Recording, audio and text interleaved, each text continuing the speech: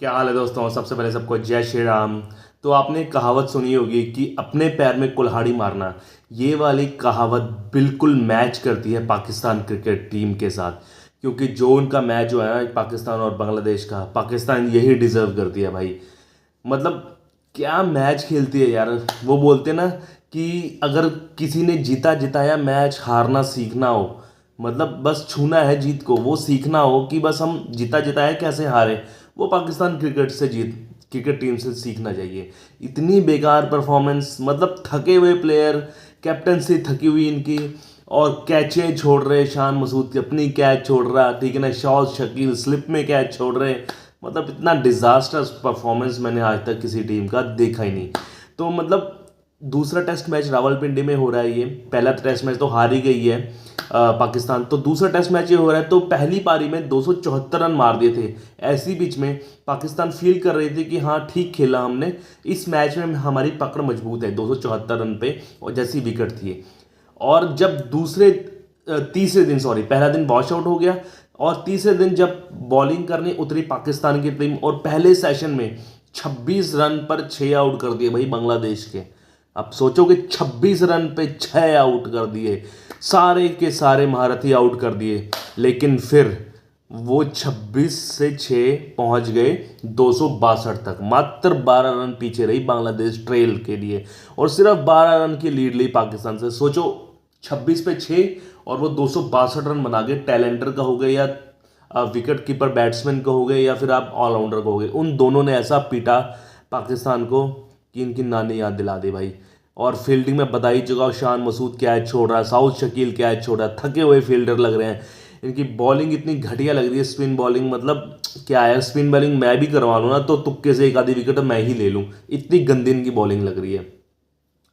अब बात करेंगे कि इनको तो पता ही है 274 में बता दिया मैंने। अब बात करेंगे बांग्लादेश की। बांग्लादेश जब बैटिंग करने आई तीसरे दिन, तो इनकी पारी तो भाई लड़खड़ाने लग गई थी। जिस तरह की खुर्रम बॉलिंग कर रहे थे, बहुत तगड़ी बॉलिंग कर रहे थे, क्योंकि पिच बॉलिंग को सपोर्ट कर रही थी, फास्ट बॉलिंग। तो खुर्रम और हामजा बहुत तगड़े बॉलिंग कर रहे थे, लेकिन फील्डिंग उनका सपोर्ट नहीं कर रही थी। अगर हम बैट्समैन की बात करें तो ये पत्तों की ढेर जैसे होती ना, आउट हो रहे थे बांग्लादेश के।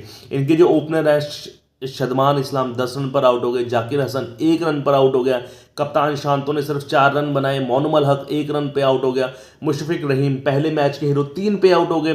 फिर शाकिब अल हसन इतने तगड़े 2 रन पे आउट हो गए। तो आप देख लीजिए कैसे ताश के पत्तों की तरह ढहने लगी, और 6 विकेट अकेला खुर्रम ले गया और 2 हमजा ले गया था। तो यहाँ तक तो बात ठीक थी, लेकिन क्या कम बैक किया बांग्लादेश ने भाई।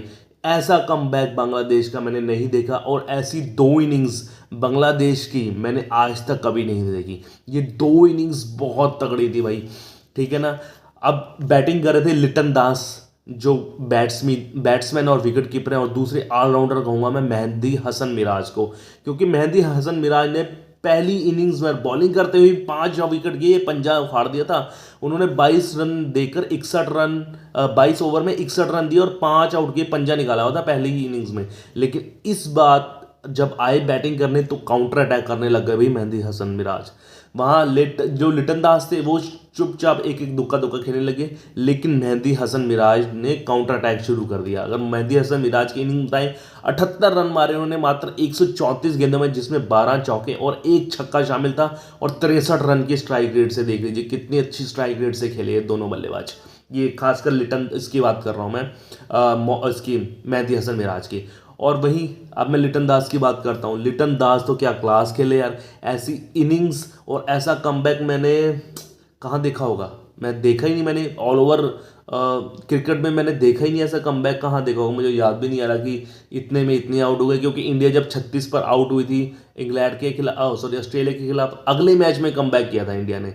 तो उसी मैच में कमबैक करना बहुत कमाल की बात है। लिटन दास ने 138 रन मारे 228 गेंदों में, जिसमें 13 चौके और 4 छक्के शामिल है। और स्ट्राइक रेट कहोगे ना, आप 61 की स्ट्राइक रेट थी, 60.56, मतलब आप 61 की स्ट्राइक रेट देख लीजिए। ऐसा नहीं था वो टुक टुक करके रन मार रहे थे, लेकिन वो तेज बल्लेबाजी कर रहे थे। और 165 रन की इतनी पार्टनरशिप हुई छठे सातवें विकेट के लिए। बहुत तगड़ा खेले भाई, बहुत तगड़ा खेले ये।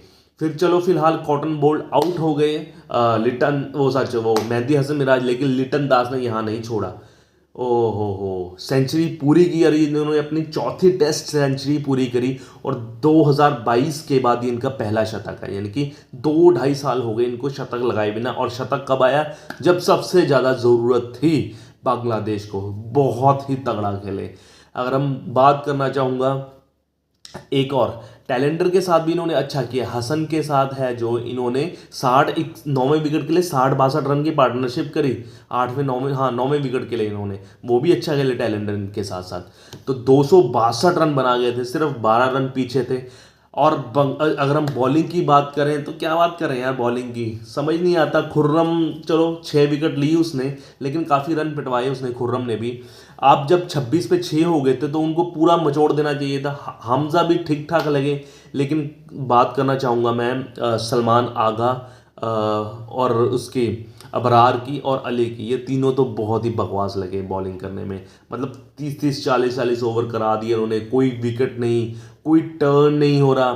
कोई ऑर्थोडॉक्स फेंक दो, कुछ अलग सा कर दो, ओवर द विकेट या ऑफ द विकेट आओ, कुछ करो, कुछ भी ट्राई नहीं कर रहे थे। तो 12 रन की मात्र रन की लीड थी, सिर्फ चुनिंदा 12 रन की। अब बैटिंग करने आए भाई पाकिस्तान, अब देखा ना वहीं कांपने लग गए पैर इनके। 2 आउट हो गए थे 9 रन पे, 2 आउट। और अब्दुल्ला शफीक ने कितना गंदा शॉट खेला, देखोगे ना आप हाईलाइट देखना। इतना गंदा शॉट, इतना गंदा शॉट तो कोई T20 में भी नहीं खेलता। Poor performance by Abdullah Shafique. जब आपको पता है कि आपने 3-4 ओवर खेलने हैं और अगले दिन आप स्टार्ट करोगे, तो आपको ऐसा रैश शॉट खेलना चाहिए था। थर्ड वाइड बॉल थी, ये 3rd विकेट पे बॉल थी, ऑफ साइड में गंदा शॉट करके आउट हो गए। और फिर नाइट वॉचमैन भेजा खुर्रम को, और वो भी सीधा बोल्ड हो गए। हसन ने बहुत अच्छी बॉलिंग करी, दोनों विकेट उन्होंने लिए। अब 9 पे 2 आउट हो गए हैं इसके पाकिस्तान के। तो आप देख लीजिए 21 रन की लीड एक तरह से कह सकते हैं हम, 21 पे 2 आउट हो गए हैं। अब देख लीजिए यहाँ से क्या जीत पाएगी पाकिस्तान? मैं मुश्किल लग रहा है मुझे यहाँ से जीत पाना है, क्योंकि मैं 80% बांग्लादेश को कहूँगा और 20% पाकिस्तान के चांस कहूँगा। लेकिन क्रिकेट का कुछ नहीं कह सकते, कमबैक कर सकती है पाकिस्तान जैसे बांग्लादेश ने किया था। लेकिन कमबैक के लिए आपको शान मसूद को चलना पड़ेगा और माइटी बाबर आजम को भाई चलना पड़ेगा। अगर इस मैच में फ्लॉप हुए ना बाबर आजम, तो मेरे ख्याल से उनको रेस्ट करा देना चाहिए, रेस्ट इन पीस करा देना, सॉरी रेस्ट इन पीस नहीं बोल रहा, रेस्ट करा देना चाहिए उनको भाई। इस मैच में, इस पारी में सबसे ज़्यादा बाबर आजम की ज़रूरत है पाकिस्तान को। अगर यहाँ नहीं चले तो फिर कहाँ चलेंगे? तो फिर कहाँ चलेंगे भाई? बांग्लादेश के खिलाफ नहीं चलोगे तुम, फिर कहाँ चलेंगे? फिर तुम्हें भी लोग कहेंगे पर्ची पर्ची पर्ची जैसे कहते हैं। तो फिलहाल यही था मैच का, मेरे ख्याल से ग्रेटेस्ट कमबैक है, सिर्फ बांग्लादेश की नहीं, ऑल ओवर क्रिकेट में मेरे ख्याल से, मुझे याद नहीं आ रहा और कोई इतना तगड़ा कमबैक हुआ हो। 26 पे 6 पे आप जीत की कगार में बैठे हो, इतना तगड़ा कमबैक मैंने आज तक रिसेंट टाइम्स में नहीं देखा है। तो ऐसी ही मज़ेदार खबरें जानने के लिए मेरे चैनल को लाइक शेयर सब्सक्राइब कीजिए। और भी न्यूज़ आती रहेगी, सिर्फ क्रिकेट की नहीं, फुटबॉल की लेके आता हूँ मैं, US ओपन चल रहा है, टेनिस की भी लेके आऊँगा, और भी खबरें कुछ लेके आऊँगा मैं, जो भी स्पोर्ट्स जगत में पूरे ऑल ओवर वर्ल्ड में चल रहा है। तब तक के लिए मेरे चैनल को लाइक शेयर सब्सक्राइब कीजिए और मिलते हैं कल। तब तक के लिए बाय, जय हिंद।